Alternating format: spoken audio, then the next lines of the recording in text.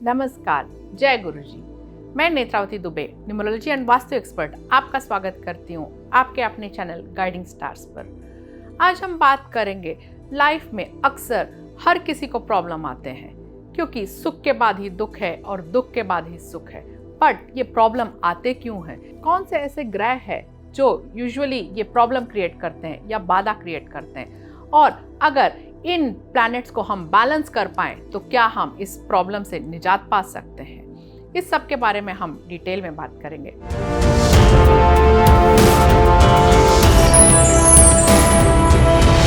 अगर आप मेरे चैनल पर नए हो तो प्लीज सब्सक्राइब जरूर करिए, बेल आइकन को हिट करिए एंड ऑल नोटिफिकेशन सेलेक्ट करिए, ताकि ऐसे इंफॉर्मेटिव वीडियोस की जानकारी लगातार आप तक पहुंच पाए।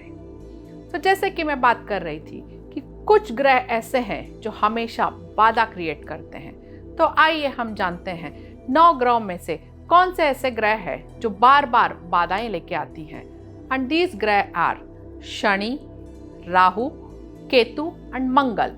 यही 4 ग्रह हैं जो आपको अक्सर लाइफ में प्रॉब्लम देती हैं या उतार चढ़ाव का सामना करना पड़ता है। अगर आप इन चारों ग्रहों को बैलेंस करना सीख लिया, वो भी simple day to day remedies से, तो आपका लाइफ काफ़ी स्मूथ हो जाएगा, आपके चैलेंजेस इजीली ओवरकम हो जाएंगे।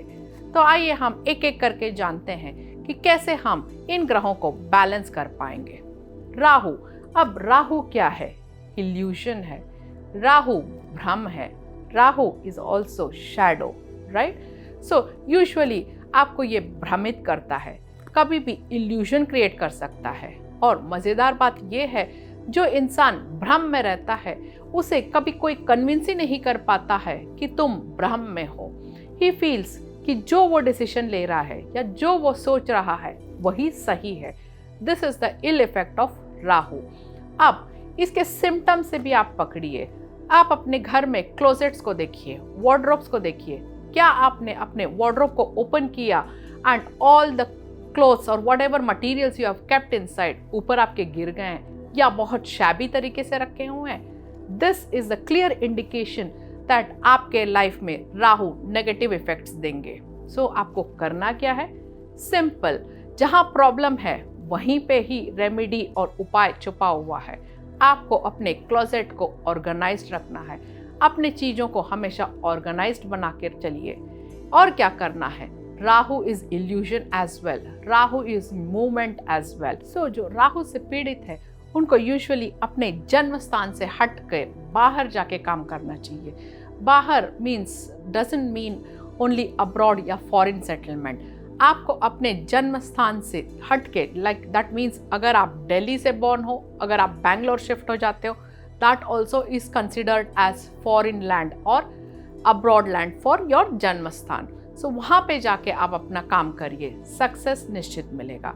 और आप क्या कर सकते हैं? कभी भी आपको अपने घर में बेडरूम में बेड के ऊपर बैठ के खाना नहीं खाना चाहिए।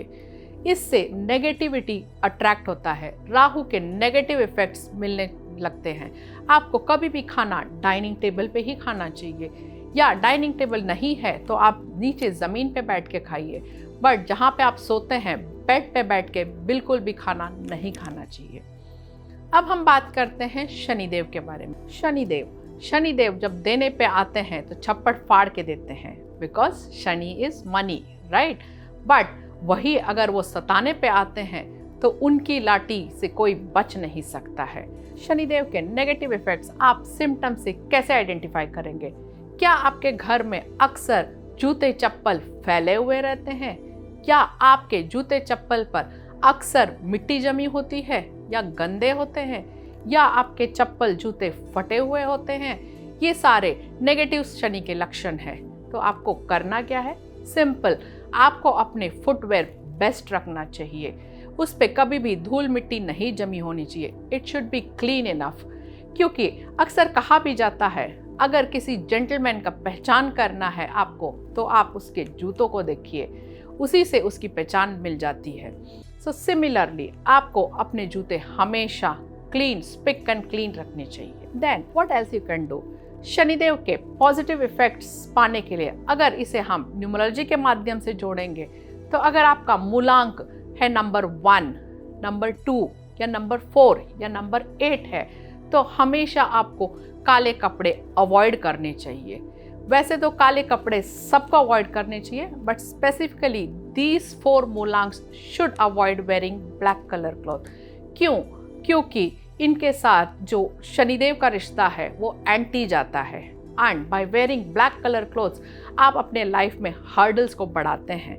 बहुत बार ऐसे होता है कि लोग काले कपड़े तो अवॉइड कर लेते हैं बट काले जूते या काले चप्पल पहन लेते हैं।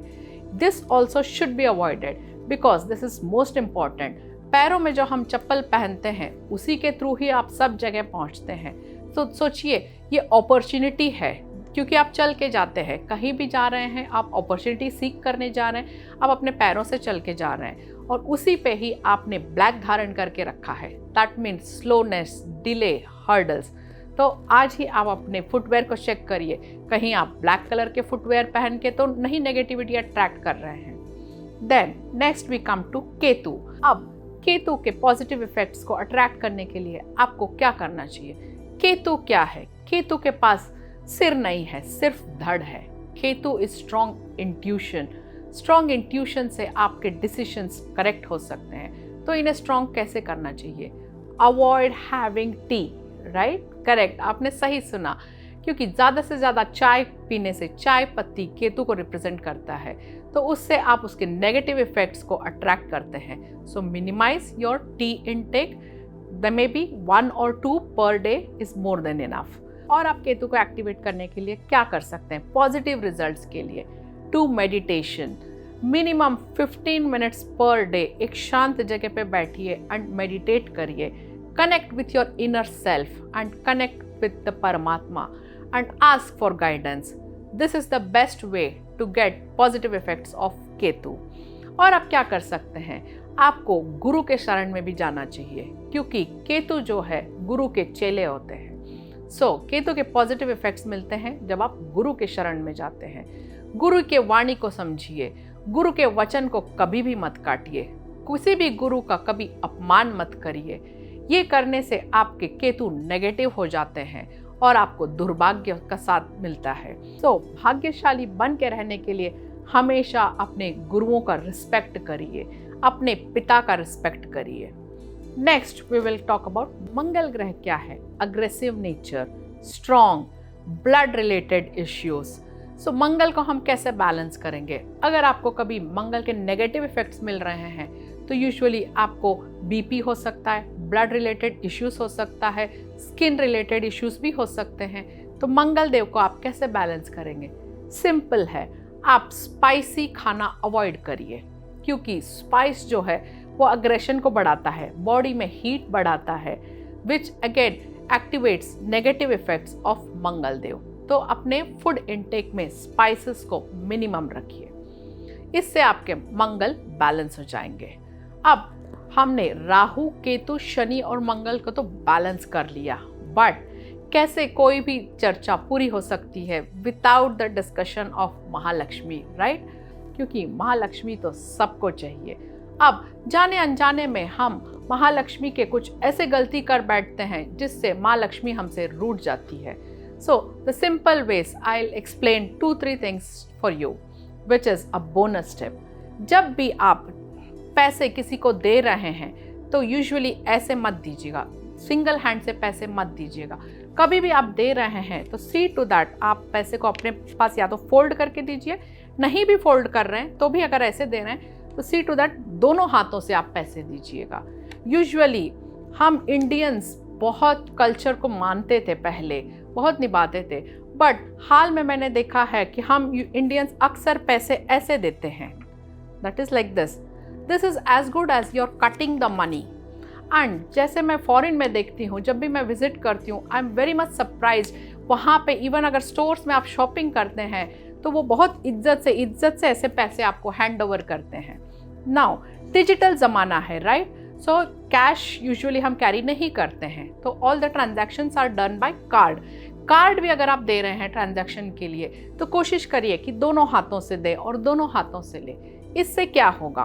When you are giving money by your right hand, that means आपका आउटगोइंग है, तो उसे भी आप ग्रैटिट्यूड के साथ दीजिए।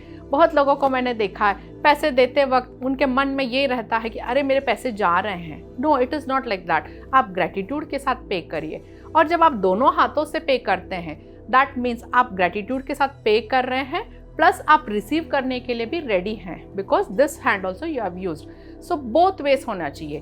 कोई भी एनर्जी को इनकमिंग भी होना चाहिए और आउटकमिंग भी होना चाहिए, तभी वो ग्रोथ होता है। एंड स्पेशली माँ लक्ष्मी तो चंचला है, वो कभी भी टिक के एक जगह नहीं रह सकती है, राइट। सो हमें ऐसा चाहिए कि माँ लक्ष्मी हमारे पास आती रहे और हम उनका एनर्जी प्रॉपरली यूज़ करके पॉजिटिव तरीके से यूज़ करें। हम अपने लग्जरी के लिए यूज़ करें, किसी के एजुकेशन के लिए यूज़ करें या डोनेशन के लिए यूज़ करें। अच्छे कामों में पैसा खर्चा होना चाहिए। So always see to that two way communication is there. फिर किचन में यूजुअली अभी मॉडर्न डेज में मल्टीपल बर्नर्स हम लेडीज यूज़ करते हैं, right.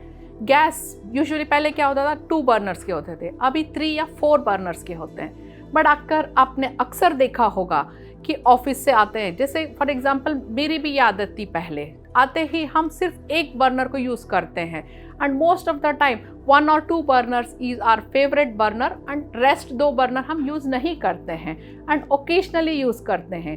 That means for functions या कभी बहुत सारे भीड़ है या बहुत सारा हमें खाना बनाना है तो ही हम यूज़ करेंगे। तो नो, अगर आपने 4 बर्नर का गैस अपने घर पे रखा हुआ है तो सी टू दैट आप चारों बर्नर को रेगुलरली यूज़ करें। Don't keep using only 1 burner. इससे क्या होगा, आप चारों बर्नर को यूज़ करते हैं, that means you are attracting opportunities from all the sides. अगर आप फेवरेट करके सिर्फ एक बर्नर को यूज़ कर रहे हैं तो अदर बर्नर्स को आपने यूज़ नहीं किया। So it is as good as आपके पास अपॉर्चुनिटी तो सामने खड़ी है बट आपके आंखों पे पर्दा गिरा हुआ है, because you are not grabbing that opportunity, आप यूज़ नहीं कर रहे हैं। So this is also one of the major tip for it. And last but not the least, आपका घर का दरवाज़ा, आपका घर के दहलीज। अगर आपने अक्सर देखा होगा साउथ इंडिया में साउथ क्यों हमेशा प्रॉस्परस है, कहा जाता है कि अगर वास्तु से भी हम देखें तो कोई भी कंट्री का आप साउथ ले लो बहुत प्रॉस्परस होता है। इंडिया का आप साउथ ले लीजिए बहुत प्रॉस्परस है। मुंबई का साउथ मुंबई देख लीजिए, हमेशा रिच पीपल स्टे देयर। क्यों साउथ प्रॉस्परस होता है? कुछ कस्टम्स वो ऐसे फॉलो करते हैं जिससे माँ लक्ष्मी उन पे प्रसन्न रहती है।